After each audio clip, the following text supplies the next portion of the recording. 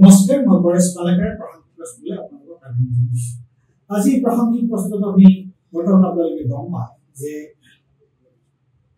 মধ্যপ্ৰাচ্য বা পশ্চিম এছিয়া বুলি কোৱা হয় তাত এটা উত্তেজনাপূৰ্ণ পৰিস্থিতিৰ সৃষ্টি হৈছিল। বিশেষকৈ ইজৰাইল পেলেষ্টাইন যি সংঘৰ্ষ, আৰু ইজৰাইল পেলেষ্টাইন সংঘৰ্ষ বুলি কোৱাতকে ইজৰাইলে পেলেষ্টাইনৰ ওপৰত যি আক্ৰমণ চলাইছে, সেই আক্ৰমণৰ কাৰণে গোটেই অঞ্চলটো উত্তেজিত, গোটেই অঞ্চলটোৱে বেলেগ ধৰণৰ এটা উত্তেজনা বৃদ্ধি কৰিছে।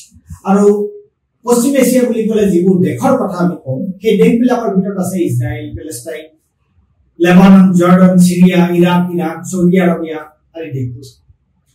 যোৱাকালি খবৰ মতে ইজৰাইলে বেইৰুটত, লেবানৰ এখন চহৰ, তাত জেট বিমানেৰে কৰা আক্ৰমণৰ ফলত প্ৰায় 2000 লোকৰ প্ৰাণহানি হৈছে, আৰু তাৰ ভিতৰত 127টা শিশু আছে আৰু 221 গৰাকী মহিলা আছে। এই আক্ৰমণৰ ফলত জৰ্ডান নদীৰ পাৰত প্ৰায় 16 জন পেলেষ্টাইনী লোকৰ মৃত্যু হৈছে, তাৰ ভিতৰত হামাছৰ এজন নেতাও আছে। এই গোটেই ঘটনাটো আৰম্ভ হৈছিলে যোৱা 7 অক্টোবৰ মাহৰ 7 অক্টোবৰত আপোনালোকে গম পায় যে হামাছে অতৰ্কিতে ইজৰাইলৰ ওপৰত এটা আক্ৰমণ চলাইছিল, আৰু সেই আক্ৰমণত প্ৰায় 1400 লোক নিহত হৈছিল, আৰু তেওঁলোকে 200তকৈ অধিক লোক তেওঁলোকে পণবন্দী কৰি লৈ আহিছিল।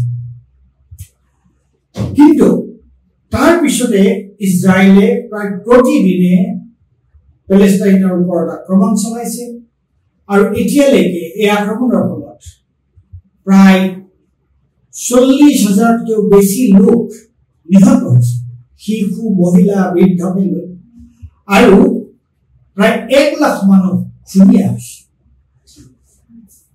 এতিয়া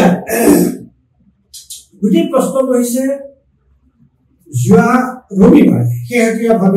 ৰবিবাৰে ইজৰাইলে লেবাননত আক্ৰমণ চলাই হিজবুল্লাৰ কেইবাগৰাকী গুৰুত্বপূৰ্ণ নেতাক হত্যা কৰে, আৰু এক বিস্তৃত অঞ্চলত তেওঁলোকে বোমাবৰ্ষণ কৰি প্ৰকাণ্ড অট্টালিকা ধ্বংসস্তূপত পৰিণত কৰে।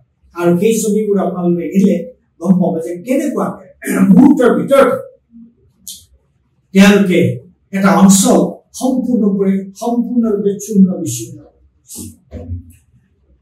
এতিয়া এই এছিয়াৰ এই উত্তপ্ত পৰিস্থিতি ইমান দিনে ইৰাণ নীৰৱ হৈ আছে, কিন্তু হিজবুল্লাৰ লগত ইৰাণৰ এটা সম্পৰ্ক আছে। গতিকে হিজবুল্লাৰ ওপৰত যি ধৰণৰ আক্ৰমণ হৈছে লেবাননত, বেইৰুট চহৰত, তাৰ প্ৰত্যুত্তৰ স্বৰূপে ইৰাণে আজি 2 দিন আগতে ইজৰাইলৰ ওপৰত মিছাইল আক্ৰমণ কৰিছে। প্ৰায় 200 মিছাইলেৰে ইজৰাইলৰ ওপৰত আক্ৰমণ কৰিছে, আৰু ইজৰাইলৰ বিশেষকৈ অস্ত্ৰ-শস্ত্ৰৰ যি ভাণ্ডাৰ তাৰ ওপৰত তেওঁলোকে আক্ৰমণ কৰিছে। আৰু এই আক্ৰমণ কৰাৰ পিছতে পৰিস্থিতিটো সাংঘাতিক ধৰণে উত্তেজনাপূৰ্ণ হৈ পৰিছে। ইজৰাইলে কৈছে যে তেওঁলোকৰ হাতত এনেকুৱা ক্ষমতা, অস্ত্ৰ-শস্ত্ৰ আছে যে তেওঁলোকে মধ্যপ্ৰাচ্য তথা পশ্চিম এছিয়াৰ যিকোনো মুছলিম দেশৰ ওপৰতে তেওঁলোকে আক্ৰমণ চলাব পাৰে। আৰু এইফালে এই যিটো শেহতীয়া যিটো পৰিস্থিতি, ইজৰাইলৰ যিটো ধমকি, আৰু তাত ইৰাণেও কিন্তু নিজকে এটা আঞ্চলিক এখন সমৰৰ কাৰণে, যুদ্ধৰ কাৰণে তেওঁলোকে নিজকে প্ৰস্তুত কৰি তুলিছে। আৰু কিন্তু মই আগতে কৈছো যে ইৰাণে বহুদিন ধৰি এই যে ৱেষ্ট এছিয়াৰ যিটো উত্তেজনাপূৰ্ণ পৰিস্থিতি চলি আছে, তাত তেওঁলোকে ইনভলভ নহবৰ কাৰণে, জড়িত হৈ নপৰিবৰ কাৰণে তেওঁলোকে চেষ্টা কৰিছিল।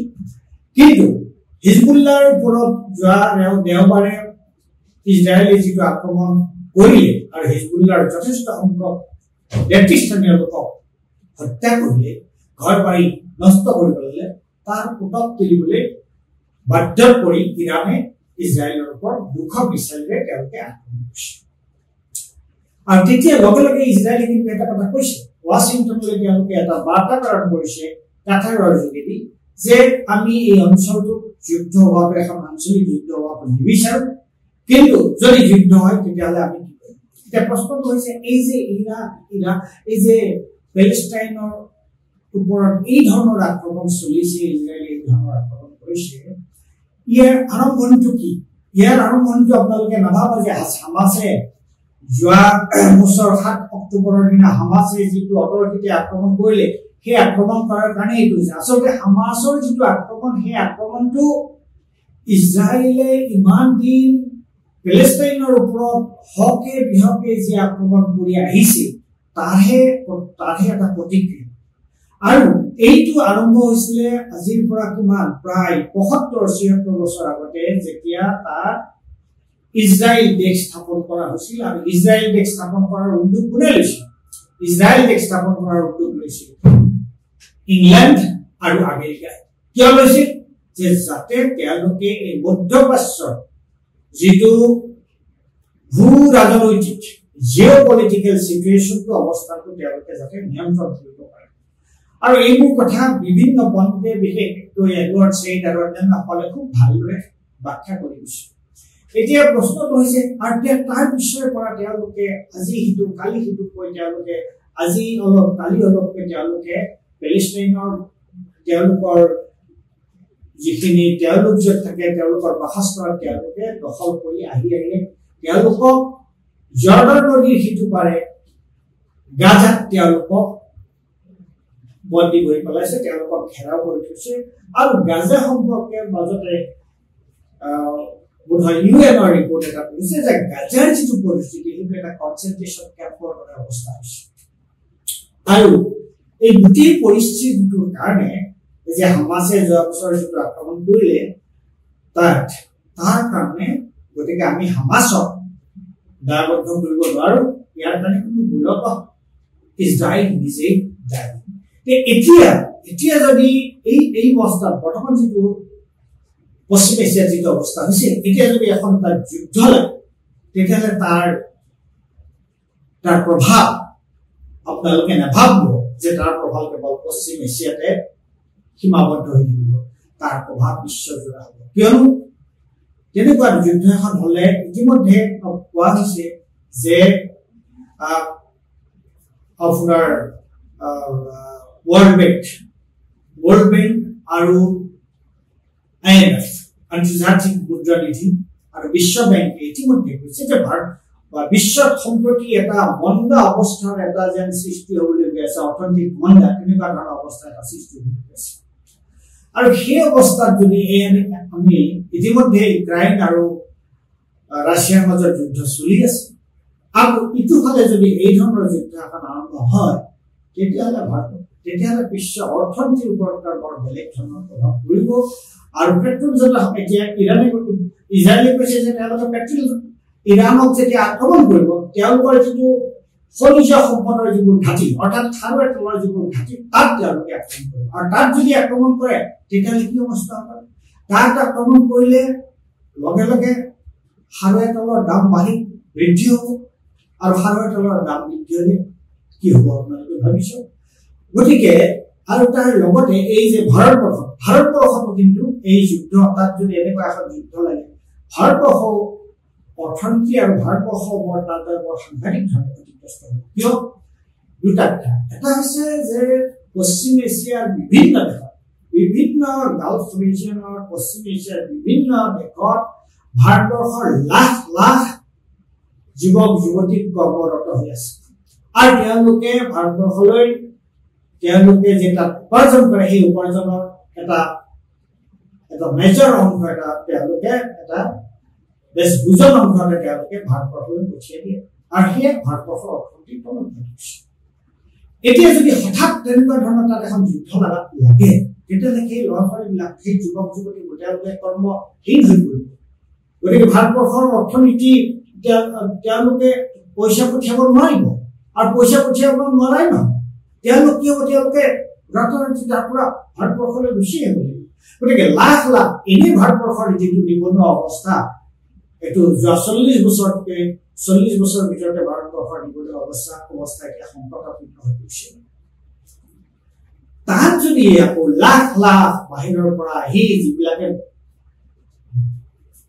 পশ্চিম এছিয়াৰ বিভিন্ন দেশত তেওঁলোকে কাম কৰিছে তেওঁলোক যদি উভতি আহিব লগা হয় একফালে তেওঁলোক আহি ঘৰত নিবনুৱা হ'ব আৰু তেওঁলোকৰ পৰা যিটো উপাৰ্জন আমি পাই আছো সেই উপাৰ্জনটোৰ পৰা আমি বঞ্চিত হ'ম এতিয়া প্ৰশ্ন হ'ল এই যে ইজৰাইলে যে এনেকুৱা ধৰণৰ এখন এই ধৰণৰ ময়মতলি যে দেখুৱাব পাৰিছে বা এনেকুৱা ধৰণৰ যুদ্ধ মোকাবিলা ইজৰাইল তেওঁলোকে কেনেকৈ এখন ক্ষুদ্ৰ দেশে পশ্চিম এছিয়াৰ এখন ক্ষুদ্ৰ দেশে কেনেকৈ এই কামটো কৰিব পাৰিছে এই কামটো মূলত আছে আমেৰিকা ইংলেণ্ড আৰু পাশ্চাত্যৰ অন্য কিছুমান দেশ এই দেশবোৰে ইজৰাইলক তেওঁলোকৰ অস্ত্ৰ শস্ত্ৰ আৰু অন্যান্য ধৰণে তেওঁলোকৰ ইজৰাইলৰ যিটো সমৰ্থন তাক তেওঁলোকে সহায় নকৰা হলে নকৰিলে ইজৰাইলে এনেকুৱা ধৰণৰ উৎপাত কৰিব নোৱাৰে গতিকে আজি যদি বিশ্ব এখন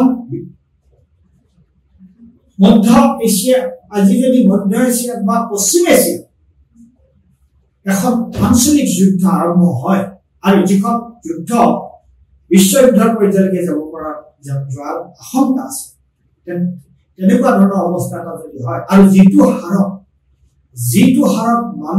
মানৱাধিকাৰ উলংঘা কৰা হৈছে যিটো হাৰত শিশু বৃদ্ধ আৰু মহিলা পেলেষ্টাইনে হত্যা কৰিছে যি বৰ্বৰ অত্যাচাৰ চলাইছে এইটোত এই পাশ্চাত্যৰ এই দেশ বিশেষকৈ আমেৰিকা ইংলেণ্ড আৰু এখন পাশ্চাত্য দেশে যদি মদত তেওঁলোকক সহায় নকৰি ইজৰাইলে এই ধৰণৰ উৎপাত কৰিব নোৱাৰে এই ধৰণৰ ময়মতল দেখুৱাব নোৱাৰে গতিকে যদিহে পশ্চিম এছিয়াত এখন যুদ্ধ লাগে সেই যুদ্ধৰ কাৰণে কিন্তু আমি কেৱল ইজৰাইলক জগৰীয়া কৰিলে নহ'ব তাৰ কাৰণে আমি কিন্তু ইংলেণ্ড আমেৰিকা যুক্তৰাষ্ট্ৰ আৰু পাশ্চাত্যৰ সেইসমূহ পশ্চিমীয়া দেশক জগৰীয়া কৰিব লাগিব যিসকলৰ সহায় সাহায্যৰ কাৰণে যিসকলৰ সহায়ৰ কাৰণে আজি ইজৰাইলে এই যুদ্ধ চলাই থাকিব পাৰিছে গতিকে আমি ভাবো